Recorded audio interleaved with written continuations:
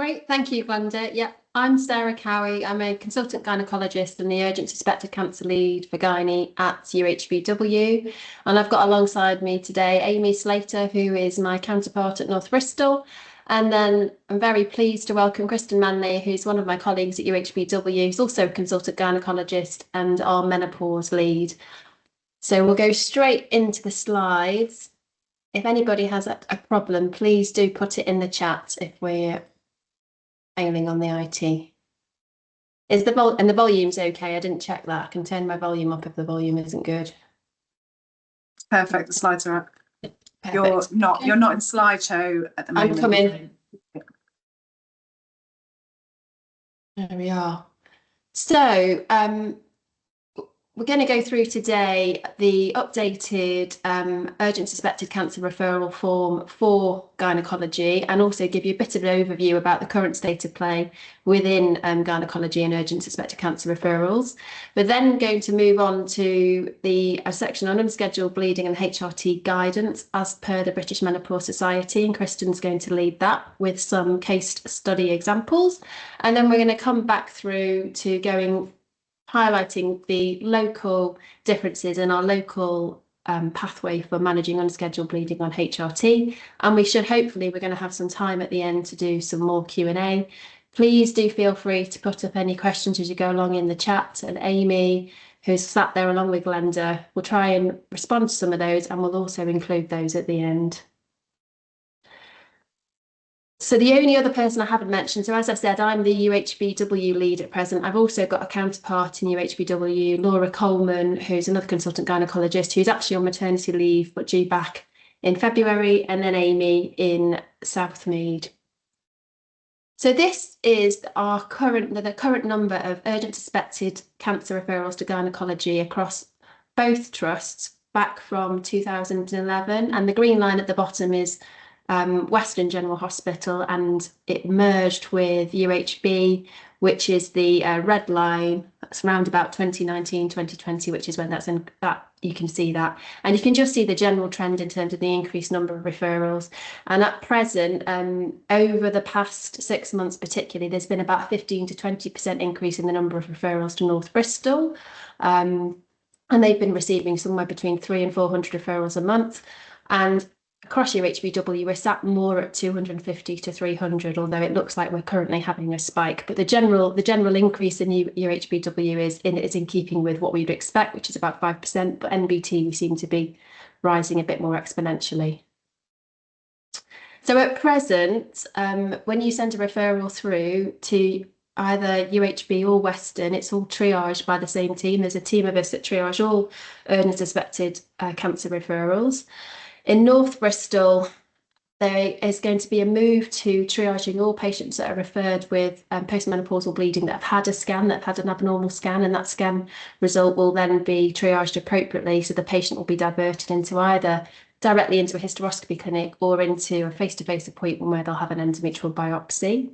The aim of the triage process at UHBW is that we streamline the process to try to reduce the number of unnecessary appointments for patients, and particularly for pelvic masses, which actually make up a much smaller proportion of the overall types of referrals that we receive.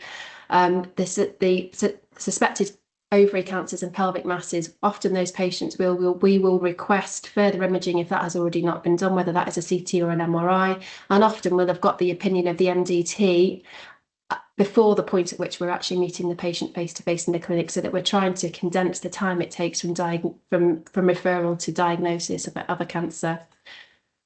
The majority of all the referrals across both trusts have been postmenopausal bleeding and unscheduled bleeding on HRT, which makes up about 70% of all our referrals at the moment. Where patients have an abnormal ultrasound scan at UHBW, we triage all of those patients straight to an outpatient hysteroscopy clinic for an endometrial biopsy. In North Bristol, and Amy will talk a little bit about this later, some patients are triaged through to a hysteroscopy clinic depending on the level of concern, clinical level of concern, and other patients are triaged through to a clinic for an endometrial biopsy. But in UHBW, all bleeding patients with an abnormal scan go straight to and are offered an outpatient hysteroscopy clinic. Obviously, if we get patients that don't want to have an outpatient hysteroscopy, that want to have a general anaesthetic, which is about a quarter of patients, then we see those in a face-to-face appointment to facilitate that. But the wait for a general anaesthetic procedure is much longer than an outpatient procedure. So it's taken us a little bit of time. This form actually has been updated a couple of times in the last few years. So I'm just going to run. I'm going to run through it. The start of the form hasn't particularly changed hugely. We've still got an essential information section for the reason for referral and any pertinent examination findings, and then it moves into the criteria for the referral. So for endometrial cancer, we now have 4 different criteria that can be met. So post-menopausal bleeding, not on HRT, which is the same as it's always been.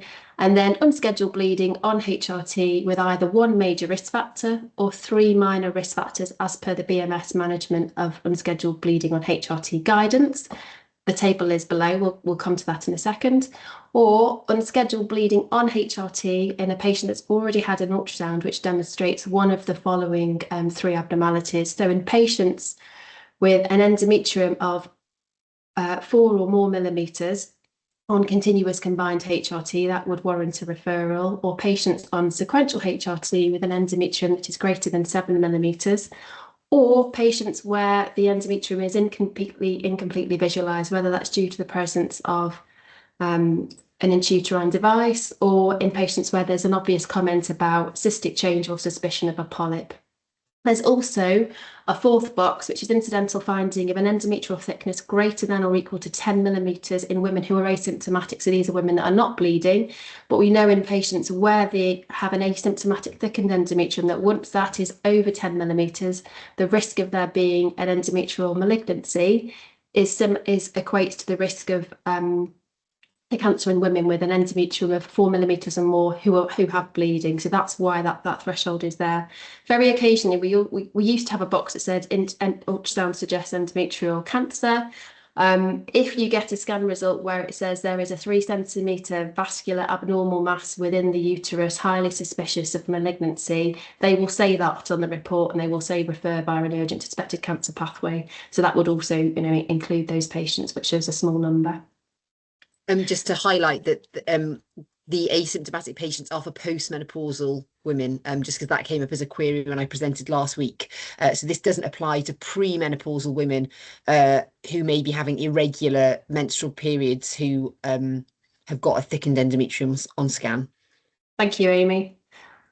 And so we're going to go through this in some detail with Kristyn in a moment, but we've then got the table with the major and the minor risk factors for unscheduled bleeding on HRT. So major risk factors include body mass index more than 40, a genetic predisposition such as Lynch syndrome or known Cowden syndrome, patients that have been using unopposed estrogen for 6 months or more in patients that have a uterus, patients that have been tricycling HRT with only using a progesterone every 3 months for more than 12 months, patients that have been on a prolonged sequential regime, so for more than 5 years when started in women aged 45 or over, or 12 months or more of using synthetic progestrogens for less than 10 days a month, or micronized progestrogens for less than 12 days a month as part of a sequential regime. The minor risk factors again include raised BMI but under 40, so 30 to 39. Again, use of estrogen-only HRT, but for a shorter duration, so for greater than 3 months but less than 6 months in women with a uterus.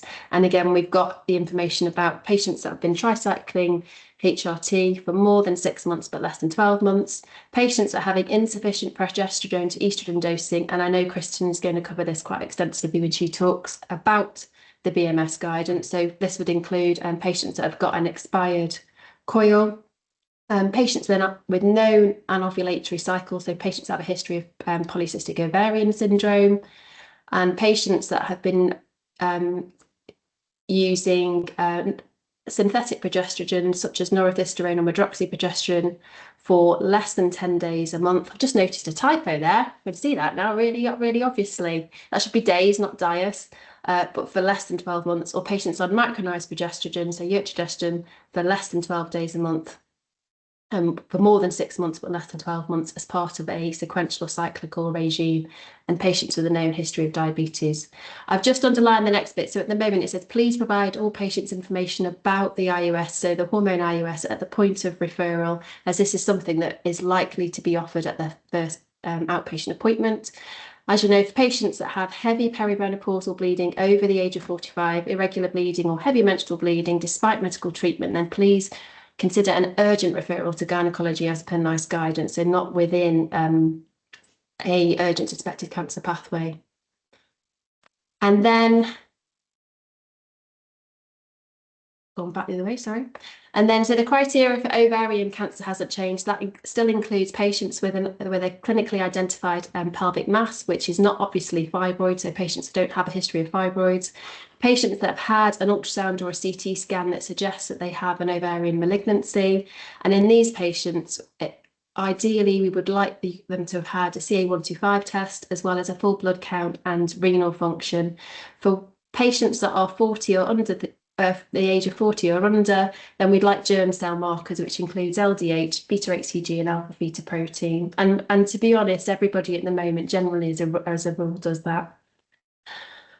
We still have a section for referral for cervical cancer. So if you have anybody that has a cervix which appears abnormal in keeping with cervical cancer, then we're more than happy to see those patients.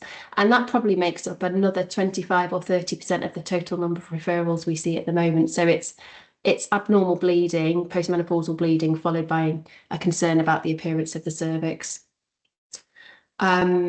We would ask that in patients with unexplained postcoital bleeding, please obviously send some swabs to exclude infection, and consider whether an ultrasound scan, so an endometrial polyp, can cause intermenstrual and postcoital bleeding. And in those premenopausal patients, that can be very helpful. And they then may need a direct referral to gynaecology, either routinely or urgently, depending on the level of concern. We've still got obviously an area for patients to be referred for vulval cancer, which are unexplained vulval lumps, ulceration or bleeding.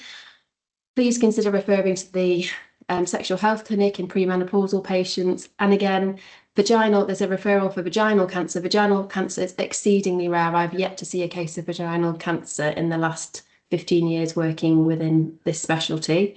But if you do have a patient, particularly postmenopausal patients with an unexplained mass that's ulcerated and appears abnormal, then yes, please do send them. For younger patients, they're usually Bartholin's abscess or cysts. Please consider, depending on whether it's an acute situation, referring them either to the gynae emergency clinic or through to a routine gynecology clinic. We've still got a section for referral if it doesn't meet any of the criteria, but you still want to send the patient to gynaecology, then there's a section here to complete with some information about what your clinical concern is. We do ask then for the menopausal status and whether they've had hysterectomy. We still get a steady small number of patients referred on with postmenopausal bleeding who've had a hysterectomy. Obviously, if they've had a hysterectomy for previous endometrial cancer and there's a concern about local recurrence, that's completely valid.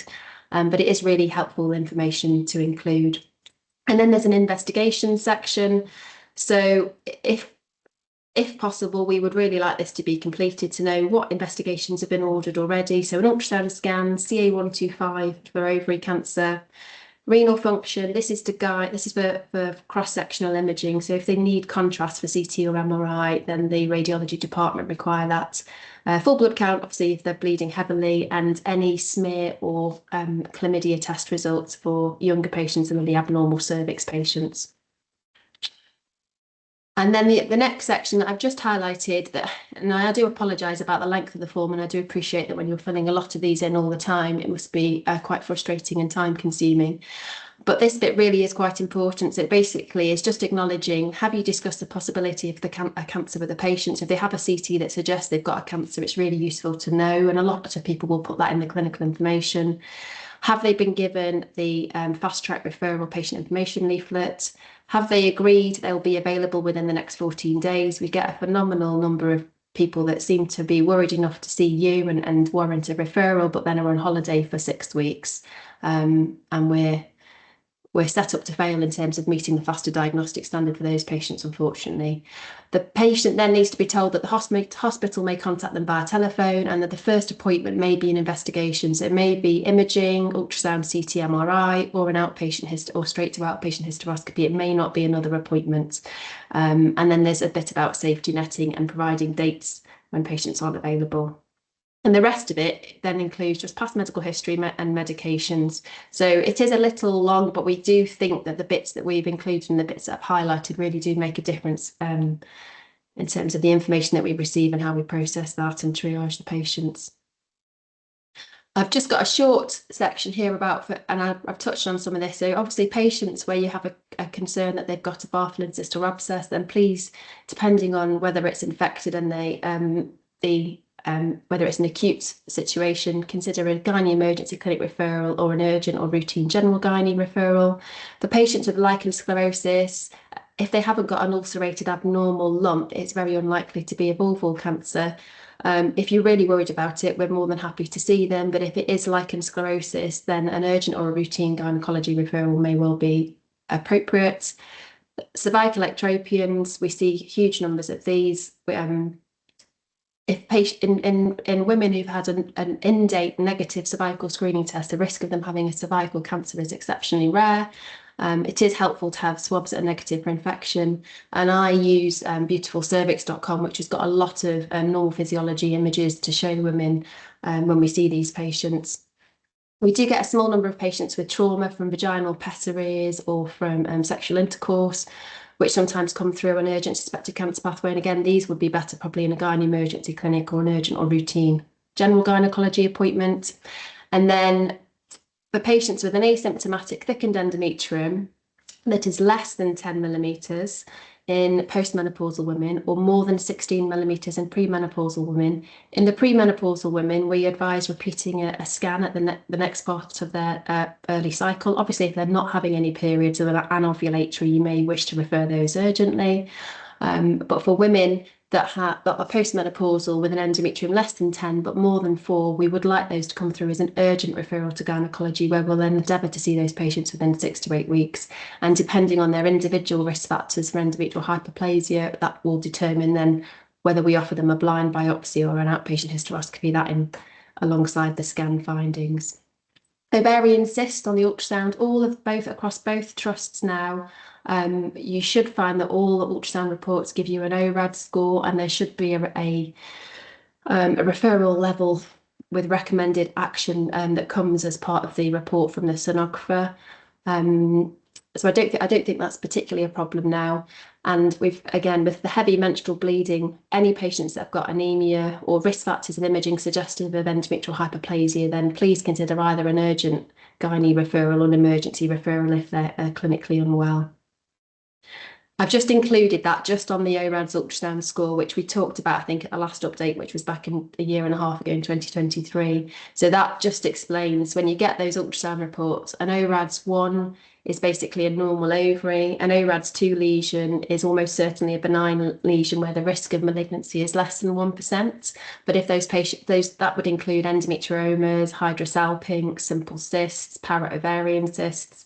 If those patients are symptomatic or they're a decent size, then you may want to refer to a general gynecology clinic. For the patients with an ORAD's 3, which are usually the more complex cysts, the risk of malignancy is still less than 10%, so it's low, but we recommend an urgent referral, and we would usually aim to see them within sort of 2 to 3 months.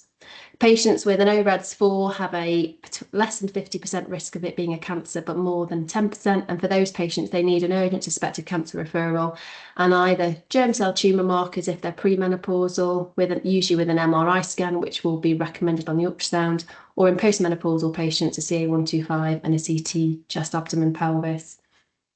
The ORAD's 5 patients, the highest risk, and sorry, I've just noted another typo. The risk of cancer is greater than 50%, so between 50 and 100% of risk of ovarian cancer. And those patients, obviously, we want to see, and we'd like the tumour markers and a CT. Occasionally, in the premenopausal patients, you'll notice on the ultrasound scan reports that it will be reviewed by a consultant radiologist that specialises in gynae, and they will give direct advice about what level, what type of cross-sectional imaging and level of referral is needed.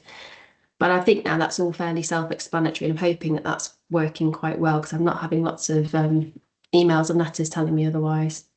Is there anything you want to add to any of that, Amy? Anything? No? So now would like to hand over to Kristyn, who's going to go through in a lot more detail the unscheduled bleeding on HRT guideline. So I will stop sharing.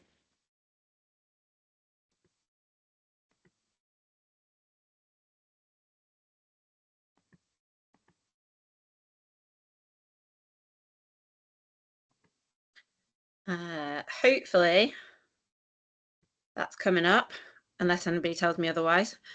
So afternoon, so I'm Kristyn, I'm one of the gynae consultants at St Mike's, and also the lead author of this Joint Society guideline that was released in April now.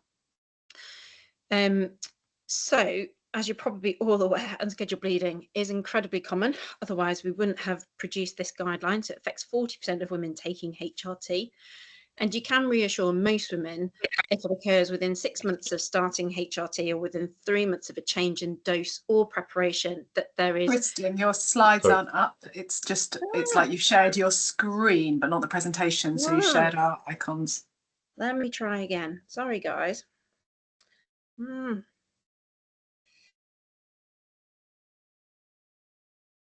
try again. Oh no, it's just disappeared. One sec. This was working beautifully before, guys. I'm so sorry. Give me a sec. I can keep talking while I'm trying to find it. So essentially, it's really common to happen when you start HRT. And that's in line essentially with the fact that HRT prescribing rates are going up across the country. Let me try this again.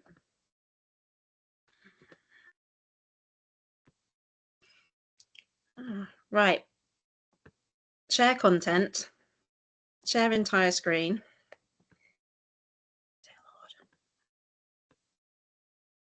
Right, let's try this again.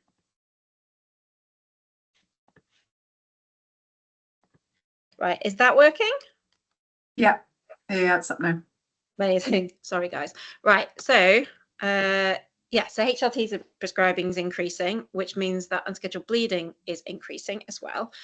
So this is a chart over 3 years of referral across the country to 2-week wait or urgent suspicion of cancer pathways. So over 3 years, there was an increase by 43%, which would be fine if we were diagnosing a corresponding number of cancers, but actually cancer diagnosis only increased by about 2%, which suggests that actually the majority of those referrals were women at low risk.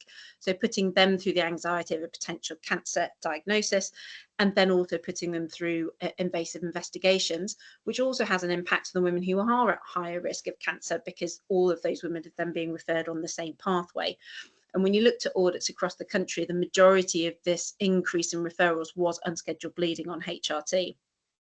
So that led to the question from the 2-week wait leads of actually, could we remove all of these women from the urgent suspicion of cancer pathway? And so, as Sarah's correctly said, you have to think about what are the risks of cancer in these women, and that there are risks that are completely independent of their HRT. So genetic factors, obesity is associated with 40% of cases, and a BMI more than 40 is a major risk factor for that. And then you've got more minor risk factors, but still have a risk in themselves. So diabetes, PCOS, liver disease.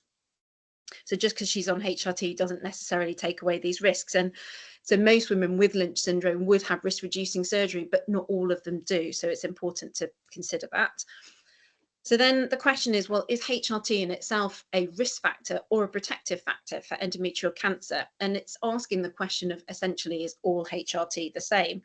So all of these tables are in the guideline, which I appreciate is very long, but every time I tried to take something out, a different society would ask us to add stuff back in.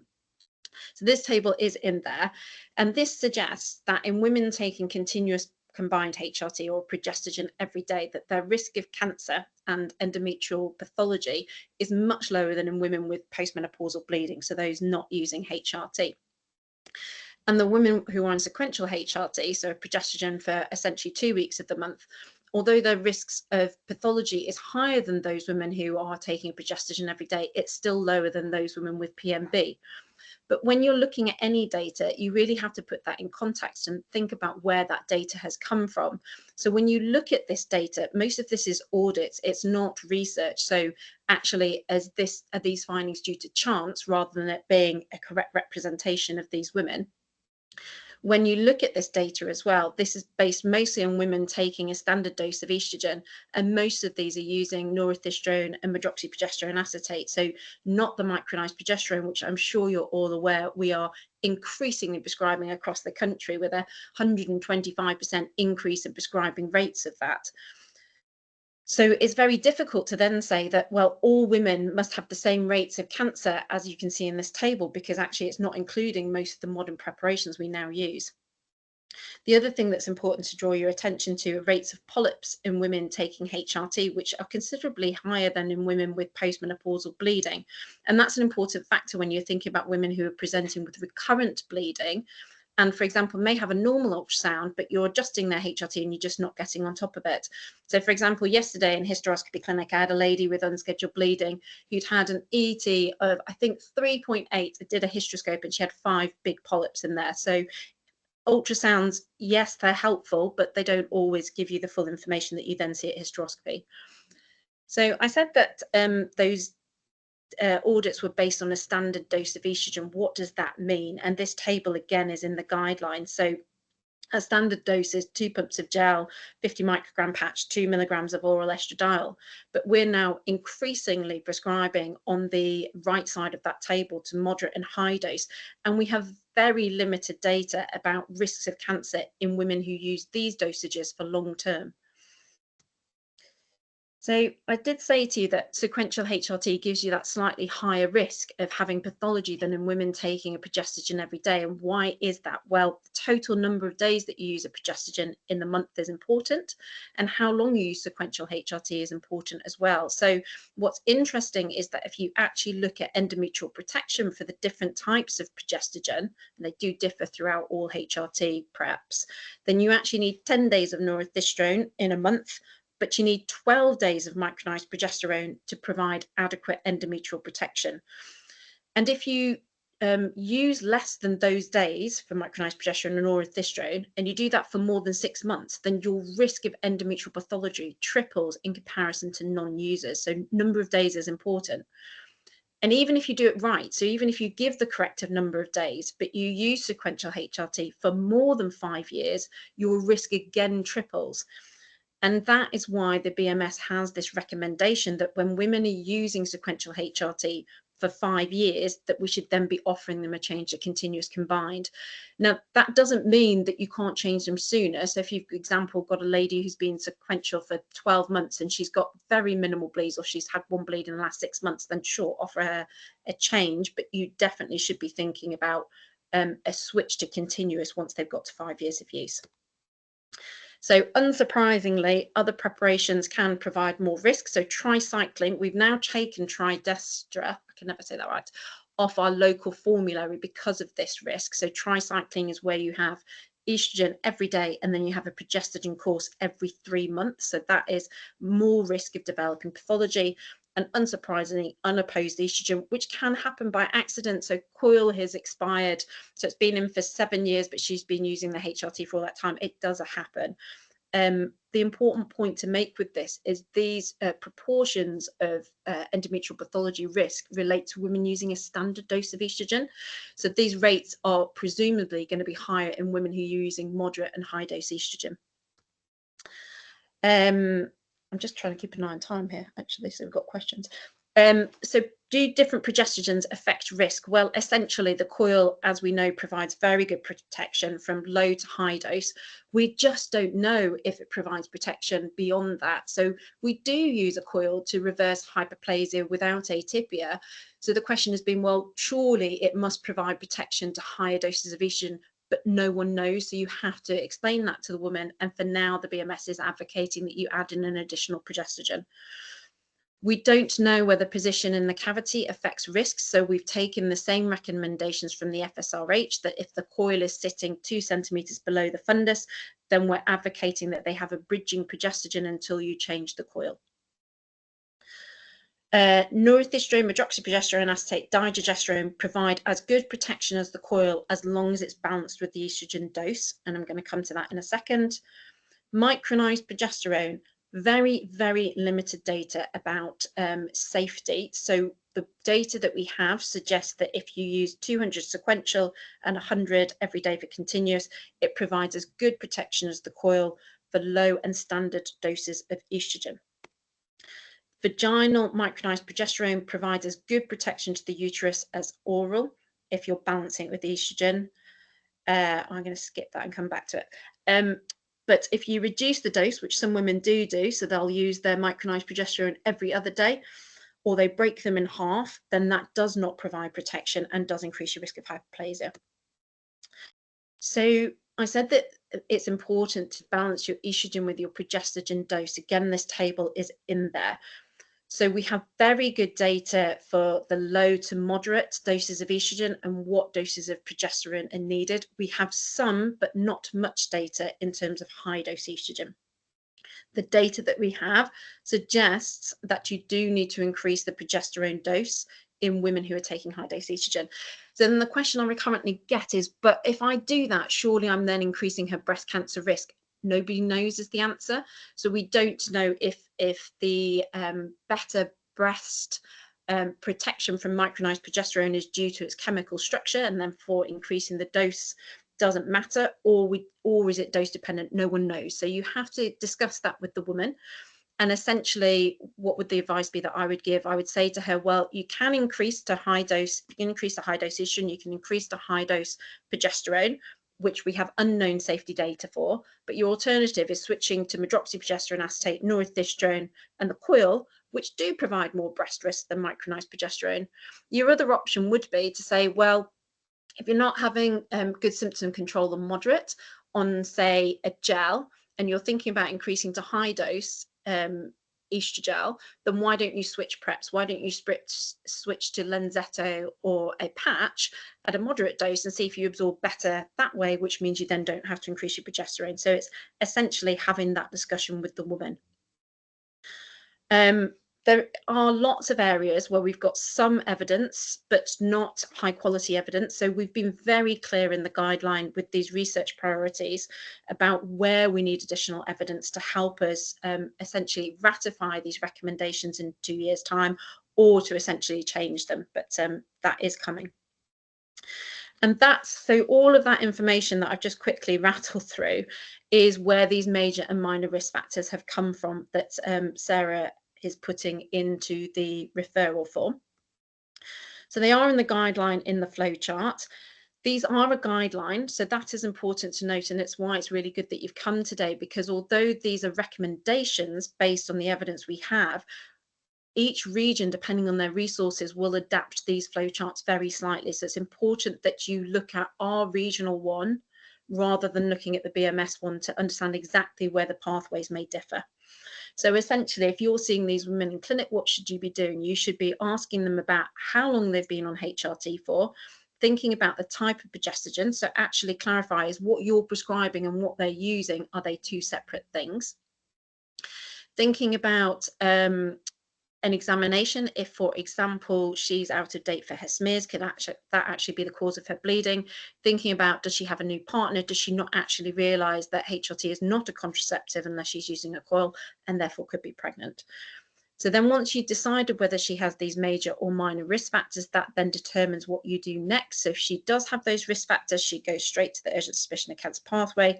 And if she doesn't have those risk factors, whether you offer an investigation depends on her bleeding pattern. So what is normal? So for example, bleeding for more than 7 days as a withdrawal bleed on HRT is not normal. Flooding and clots is not normal, and bleeding every single day for more than 4 weeks is not normal. So if the answer is yes to those bleeding patterns, then she should be having an ultrasound, essentially. Why did we pick these cutoffs? Because as with women's health, there is so little evidence to guide recommendations. So we've had to use what we've got, which suggests that we should be using 7 for sequential HRT, because no one's done a study that's looked at the endometrial thickness at different parts of the cycle and worked out if we can have different cutoffs depending upon where they are. And we've used 4 the continuous combined HRT because that had the best accuracy for picking up cancer in high risk women. And that is the point that I keep stressing whenever I'm asked to talk about HRT, is that the only women that should be now referred on this pathway are high risk women, are women with risk factors. So whether they go to one stop or they go to hysteroscopy, that depends on your unit. So as you've heard, so at UHBW, we have quite a lot of direct referrals to one stop or to hysteroscopy, and at MBT, they will differ depending upon the referral. Does it make a difference? That's the important bit that women will want to know. It doesn't appear to. So unfortunately, there is no study that tells you whether a biopsy in outpatients or a hysteroscopy has a better pickup for cancer in unscheduled bleeding. So those are in progress. So we've used the data for postmenopausal bleeding, which says there is no difference in cancer pickup between a Propellant outpatient and a hysteroscopy. The main benefit of a hysteroscopy is if there is a polyp, you can see and potentially treat it at the same time. So again, these recommendations are in the back of the guideline, but they essentially tell you what to do depending upon the outcome of the biopsy. So if they've had a 2-week wait biopsy and they continue to bleed despite adjustments in the progestogen, then you would recommend a hysteroscopy 3 months later, because the potential is they've got a polyp. If you remember that table I showed you earlier showing the high rates of polyps. If they have had a hysteroscopy and biopsy, then you can provide reassurance for 6 months. Now, we have no idea whether you could provide them longer reassurance, so 12 months, 18 months after you've had a normal biopsy and hysteroscopy, because again, no one's done that study. And so this is a safety precaution until that data is available, and it is being collected. And then I think Sarah's gone through these bits. So what do you do with the HRT? So there is recommendations in the guideline relating to this. The original, when I was writing this guideline, some of the 2-week wait leads have said, well, we stop everybody's HRT, and then if they stop bleeding, we don't see them, and if they continue to bleed, then we see them in 2-week wait. The issue with that, well, there's a couple of issues. So essentially, starting HRT just means you stop bleeding and then you start again, so you're not solving the problem. If they do have a cancer, you're waiting 4 weeks to see if they stop bleeding and then referring them. So actually, you're just prolonging the time of diagnosis and treatment for a cancer. And the third thing, which I currently was seeing in clinic, which led to also this recommendation, is that the women do not tell you what they're doing with their HRT. They'll either say, oh yeah, I've stopped bleeding, and they haven't, or they will access their HRT in a different route, and then you've got no oversight as to what's happening with their bleeding pattern. So this is why this recommendation came, that essentially you discuss the pros and cons of stopping or continuing HRT with the woman if she presents with unscheduled bleeding, with the main risk being that if she does have a cancer, it will continue to drive that. So then it's up to her what she does. The times I would recommend you stopping HRT is clearly if there's a cancer or a potential hyperplasia on biopsy or hysteroscopy, or if women decline to be referred on a fast-track pathway. So let's say you've done an ultrasound, it's come back with a thickened endometrium, and you say, actually, we really do recommend that you attend a 2-week wait clinic for biopsy. If she declines, your recommendation should be weaning HRT and switching to non-hormonal options, because you have no idea if there is a cancer there, and then the continuation of HRT is just continuing to drive that. And at that point, be exploring those barriers to why she doesn't want to come. So quite often it will be prior traumatic experience, VVA, and then we can work out how we can facilitate that for her. So bits that would probably be helpful for you is there a HRT that is better for unscheduled bleeding? Absolutely is the answer. So the coil, as everyone is well aware, is the most effective way at managing unscheduled bleeding, whether that's in someone on HRT or someone who's premenopausal. But as you're also aware, many women don't want it. So what do you do then? So androgenic progestogens are much more effective than micronized progesterone at managing bleeding. So that would be something with norethindrone, medroxyprogesterone acetate, digesterone is also slightly better than micronized progesterone. The next point, number 3, we were doing a formulary update, and I don't know if you've seen Remedy has had a massive overhaul for menopause.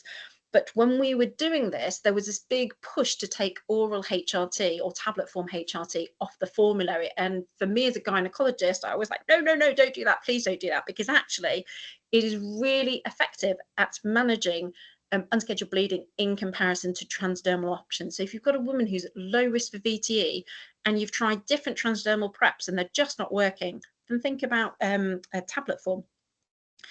If they are perimenopausal, and they're on sequential HRT, and they've got erratic bleeding or bleeding at the midpoint of the pack, then please think about actually, could it be her own ovarian function that's overriding this and therefore actually having ovarian suppression? So desogestrel or drospirenone to stop her ovarian function may then settle that out.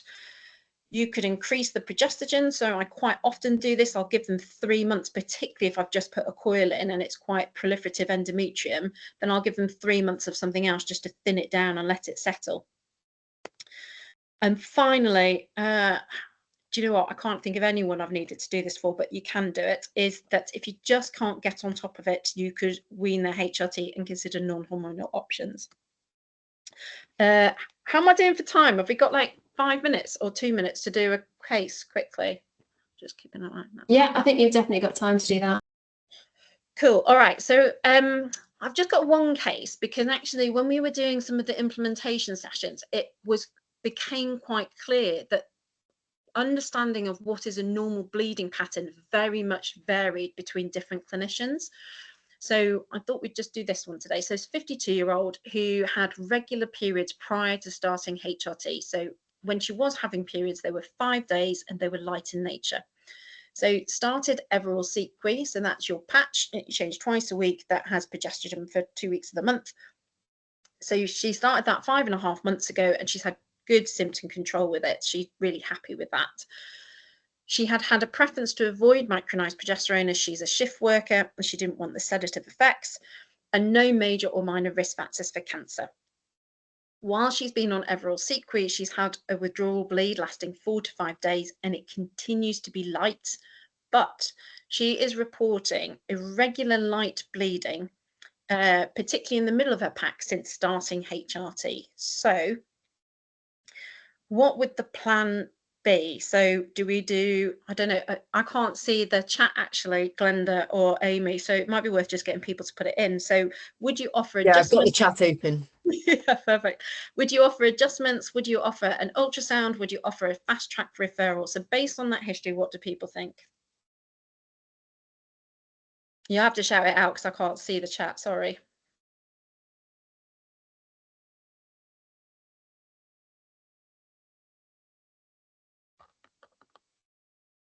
Could you consider a tablet?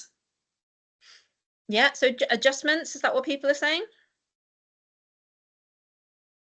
Everyone's silent, Kristyn. All right, I'll just keep going. Right, People have got sandwiches in their mouths. Yeah, indeed. So it's some people suggested morning clinic.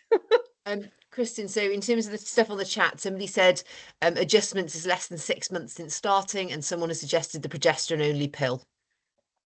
Good for both. So yes, so been less than 6 months since she started, and she's got no risk factors. She's got no individual risk factors, no major nor 3 minor. So you could definitely offer adjustments. So options, so somebody said progesterone only pill. So yeah, perfect. The first thing I do is that she's using her patches in the correct order. So I was doing this a couple of weeks ago, and actually it is not uncommon that when you actually get someone to talk about how they're using their sequential HRT, that they don't realize they're supposed to use it in a specific order.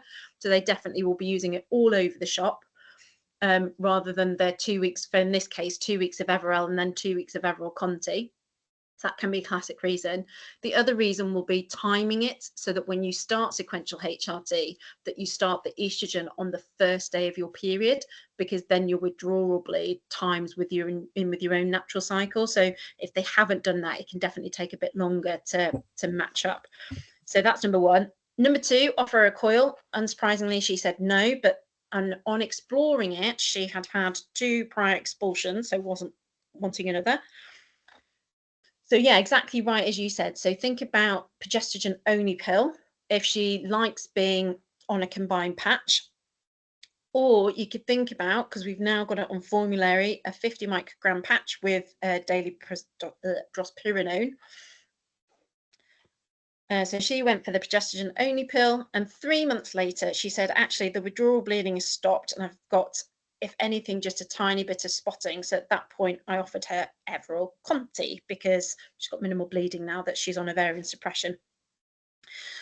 I'm just going to talk about how we might change this if her bleeding pattern had been different, because that's the important bit from a referral point of view. So what might have led to you referring her a bit earlier? So if she had had abnormal bleeding before she started HRT, so again, we've had it's got less in the last, I'd say, 6 to 12 months, but prior to that we were having quite a lot of referrals with unscheduled bleeding in women using sequential HRT, and then you'd question them about their prior bleeding pattern, and prior to HRT they were having flooding, erratic bleeding all over the place. Actually it wasn't their HRT, there'd been dysfunctional bleeding in the first place. So if she had had constant bleeding before her HRT, then I probably would have offered her an ultrasound at that point.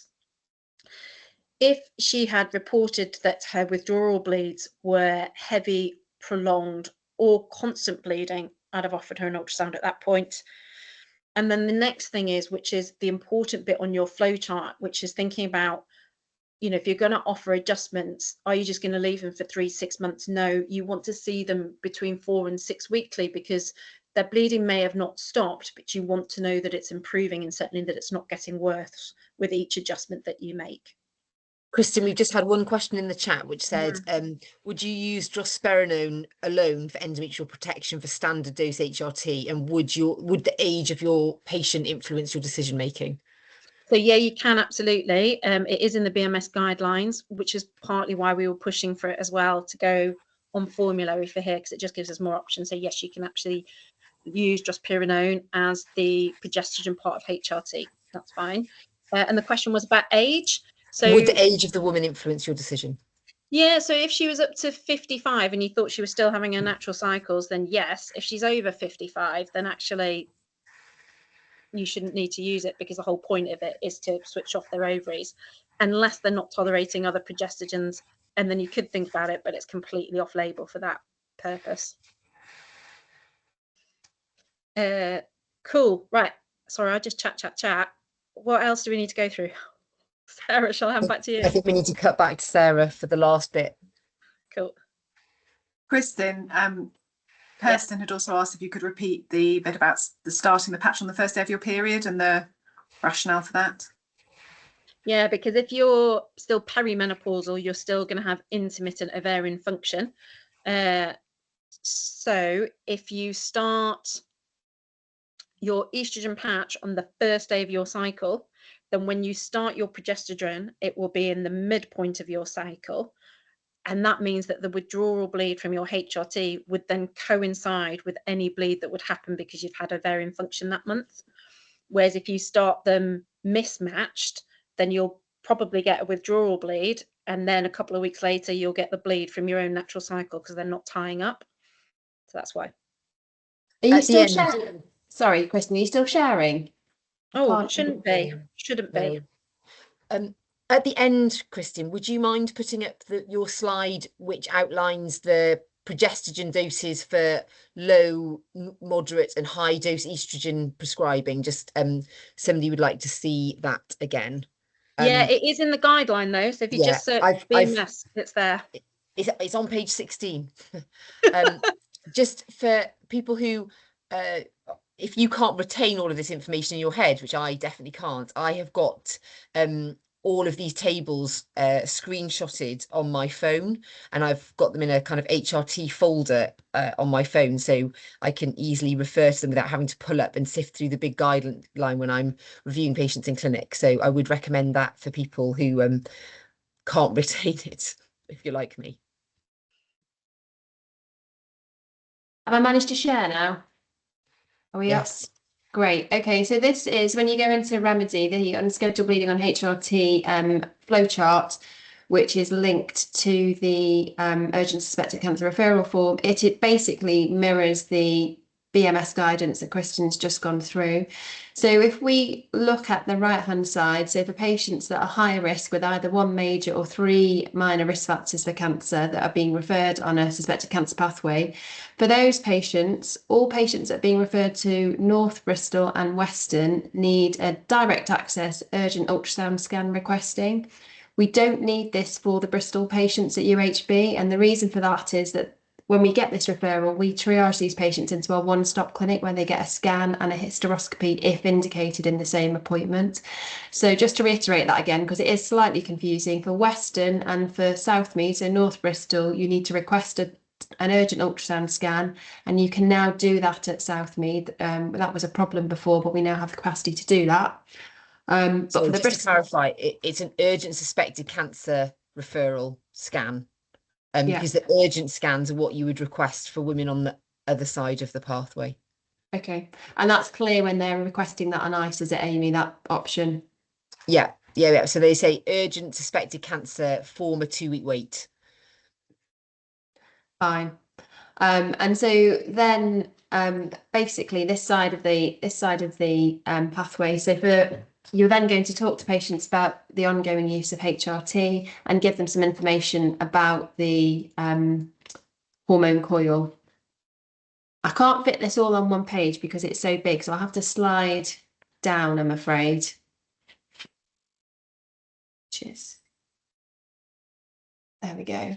So still coming down the right side, once they've then had their ultrasound scan, exactly the same as the guidance Kristyn's just been explaining, for patients on sequential HRT with endometrium of more than 7 millimeters, which is ideally just after they've had their bleed that the scan is done, those patients will be offered an endometrial biopsy and or a hysteroscopy, depending on the unit that they're seeing. For patients that are on continuous combined HRT with an endometrium of 4 or more millimeters, so that is slightly different. So on the national guideline, it says greater than 4. We've gone to greater than and equal to 4, and that's because that aligns with the threshold for patients not on HRT with postmenopausal bleeding. So it's going to make the ultrasound reporting more straightforward. For patients that don't have an incompletely visualized endometrium, either because there is the coil there or there's a difficulty seeing that, maybe after an ablation, or patients that have an obvious area that suggests a polyp, those patients are all going to get offered a biopsy and or hysteroscopy. And often if there's a suggestion of a significant polyp, those patients will be offered hysteroscopy. And at the hysteroscopy appointment, again, we'll review the plan with regards to would the patient consider having a coil fitted, and if they decline having a coil fitted, we then need to look at optimizing the HRT. So we're going to be doing that within secondary care. If we go back up the pathway, back up again, the section on the left-hand side, so if they don't have a major risk factor or they have less than 3 minor risk factors, they're going to come down the lower risk side of the pathway, which is exactly the same.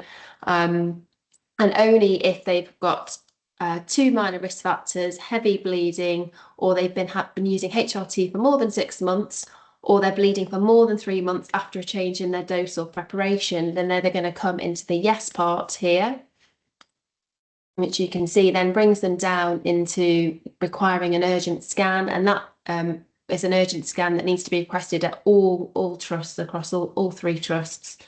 Sorry, 2 trusts. Sorry, Western is part of our trust, isn't it? So across UHBW and MBT, request the scan, and then when you get the scan result, it will tell you based on the scan result what level of referral is required. So it will say whether it is normal. If there is a if there is a lack of information about the type of HRT, it may say to interpret the result in the context of the HRT use. So you'll need to know whether patients are on sequential or continuous combined regime. For patients that haven't got any of those risk factors that we spoke about above, so on the left-hand side of the pathway, those are the patients where, like the case just discussed, where the HRT is going to be optimised. And if the bleeding improves, but they're still having bleeding after 6 months, or there's no improvement despite those changes during that 6 months, then we would recommend a repeat examination, including a speculum, to check that another pathology hasn't been missed. And so that pathway, other than the slight difference in the threshold for the ultrasound scan assessment, is exactly the same as the information on the BMS guidance. For patients that come down the right-hand side and get an ultrasound scan, but the ultrasound scan is normal, we would recommend optimising the HRT. And again, it's the same advice. If the bleeding improves, fantastic. But if there's ongoing bleeding after 6 months or no improvement despite adjusting the HRT, then those patients need an urgent referral back to consider endometrial biopsy.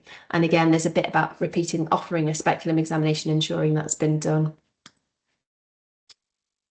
And we've then put in the minor and the major risk factors, which are the same as the minor and the major risk factors on the referral form.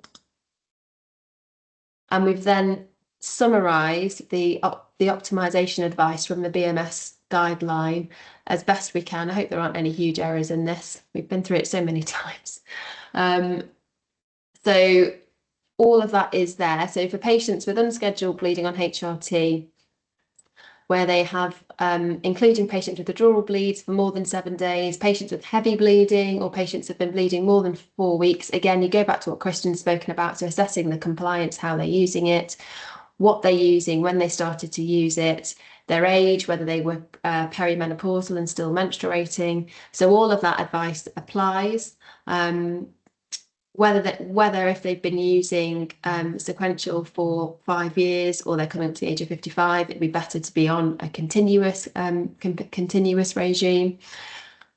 And the role of offering a coil, particularly offering a coil to women if they've got unscheduled bleeding at 4 years of use and all the investigations are normal, but they are still a high risk patient. So if they've had a normal scan, normal examination, but they've had this unscheduled bleeding and they've got a body mass index of 40 or more, we would recommend considering replacing the coil at a 4-year interval rather than at a 5-year interval, and treating vaginal atrophy if that's found in examination. We've spoken a little bit about managing poor compliance.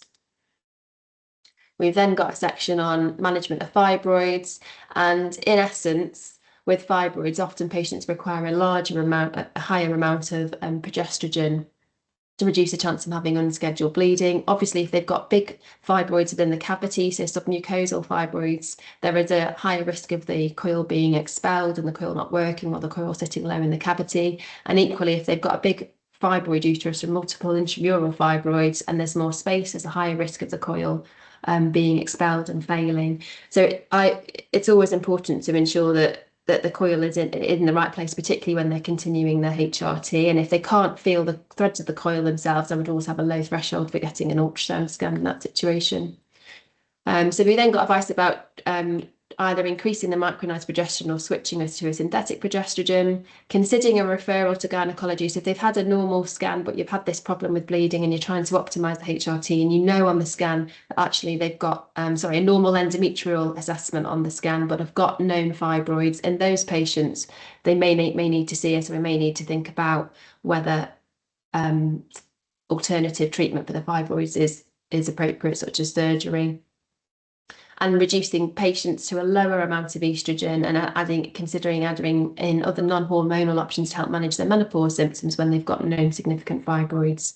For patients with a BMI over 30, there's obviously a recommendation about reducing their weight, because as we know, obesity is massively linked to increasing your risk of endometrial hyperplasia and cancer. And using, again, a higher dose of micronized progesterone or a lower dose of estrogen. The last section on perimenopausal and unscheduled bleeding with sequential HRT, we touched on this in the case study, so just about assessing whether what the bleeding pattern is and whether actually is it the patient's natural bleeding pattern or the ovulating. And in Kristyn has spoken about considering using an oral preparation, particularly if they've got no risk factors for VTE. So all of that is in there. It's a summary of what is in the BMS guidelines. So it would, if that doesn't answer your question, it would always be better to refer to the whole of the BMS guideline. But we couldn't put all of that in. So as you can see, it already doesn't fit on a page to go through now. So the last section is about bleeding, unscheduled bleeding on a continuous regime. And again, we've spoken about changing to an oral preparation if they've got no risk factor to VTE, thinking about a coil, increasing the micronized progesterone dose or changing to synthetic progesterone, adding in a 3-month trial of additional progesterone. So that's what Kristyn was saying when she fits a coil. If there's women with proliferative endometrium, adding in some additional progesterone for the first couple of months. And considering a trial of sequential HRT if they're recently postmenopausal and just started HRT, whether actually they've not had 12 months or more than of their period stopping. We haven't touched, Kristyn, just the last bit says that complex cases can be referred through advice and guidance, and you get a lot of these. You say more than 60% of the advice and guidance requests are menopause related, aren't they? Yeah. So we've had quite a few more for the unscheduled bleeding flowchart, which actually I don't is absolutely fine. It's a good use of that platform. So we've had questions of I'm not quite sure if this meets the referral criteria, or can you provide some advice on adjusting their HRT? So that's a very good use of the advice and guidance platform. And at both MBT and UHBW, there are people with menopause interests who provide that in addition to sort of your complex menopause queries as well. Great. So I think I can end that and open it up to any, if we've got time for any questions. We're probably about to run out of time, aren't we? We're on 2 o'clock now. There have been lots of questions coming through on the chat that Kristyn and I have been answering. Essentially, just to reiterate that everything, the guidance that Kristyn has written is incredibly comprehensive, and also helpfully broken down into really useful tables that you can use as a kind of quick reference guide that are in the appendix. So particularly for people who are querying progestogen doses for higher risk estrogen, there's a helpful table which clearly delineates what the recommendation would be for that. And just a point that what is recommended in the BNF for a progesterone dosing is related to assuming that women are on a standard dose of estrogen, which is happening less and less commonly now. So the progestogen recommendations in the BNF aren't necessarily reflective of what is required for patients who are taking moderate and high doses of estrogen. There's just a question. I agree with that, and also the stuff in the BMS. So when you go into the BMS guideline on progestogens, that's all relating to standard dose estrogen. So again, that's where some of the confusion has come from, and the BMS is updating all of that. We have put in there, but as I said in the talk, there's been a massive, we've spent months rewriting the whole of remedy for menopause. So a lot of your queries, not just relating to unscheduled bleeding, but HRT for VTE, for POI, there's loads of information there that's broken down into bullet points. So that might help as well. And we've put the link for that in the chat. And there's just a question there about checking the Mirena is correctly cited. So for all patients that are using Mirena for endometrial protection, I always advise patients if they have any bleeding episode, particularly a heavy bleeding episode, that they need to know that the coil is in place afterwards, because there's a risk of it being flushed and expelled. So I don't tell patients they need to make an appointment in the practice. I say, please try and feel the threads of your coil vaginally. If you cannot feel the threads of your coil and you are in any doubt as to whether the coil has come out, please make an appointment with the practice nurse so that someone can examine you with a speculum and see if the threads are there. And obviously, if they're not, then organise an ultrasound scan. So that's the advice that I always give. I don't routinely tell people to go for a coil check anymore. I wonder if that question was more related to if people start to have unscheduled bleeding with a coil in situ, could that be due to the fact that the coil is misplaced within the cavity? But I would say that if it doesn't resolve, they're going to end up having an ultrasound scan at some point in their journey anyway, and then we will be able to confirm that the coil is correctly placed at that time.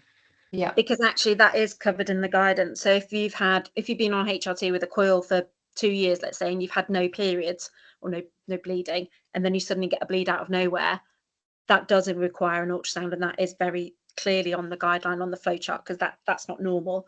And the question we always get is, well, surely the coil stops you getting any pathology. No, you can still develop cancer and hyperplasia with a coil, and there's definitely studies showing that. So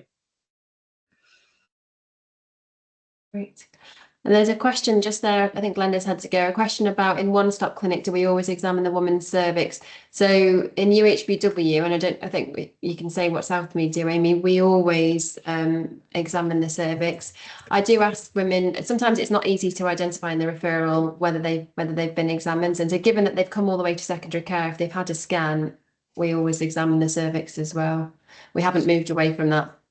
Yeah, I would say the same. So we would routinely offer all women that are coming in, even if they've got a normal ultrasound scan, we would still offer them a speculum and an assessment of the vulva, vagina and cervix. There are a minority of women who will say, I've already had that done at the GP, so I don't want another examination if there's no indication. And then obviously we are assuming that their examination within primary care is adequate to say that the vulva, vagina and cervix is normal. Yeah.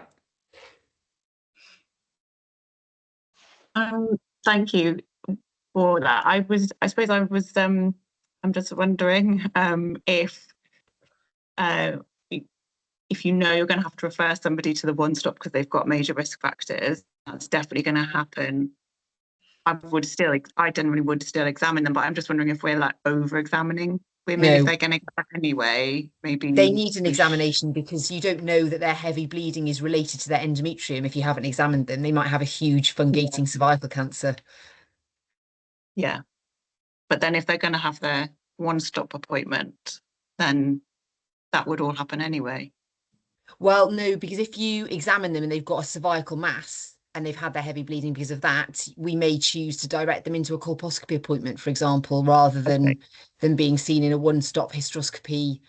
The one-stop hysteroscopy clinics are designed to investigate women that are referred with a suspected endometrial cause for their bleeding, and that's why the examination in primary care is so important. Yeah. Okay, great. Lovely. Thanks. Any more questions, or are we, because we're over time now, I think, aren't we? Anyone else got any more burning questions? We're delighted, all of us, that so many of you have that have signed in today, and we hope that has been helpful and useful as the referral form and pathway has been launched, and we finally got direct access urgent ultrasound requesting at North Bristol, which is fantastic. Yes, great. Lovely. Lovely. Thank you. Goodbye then. Thank you for your time, everybody. Bye-bye. Thanks.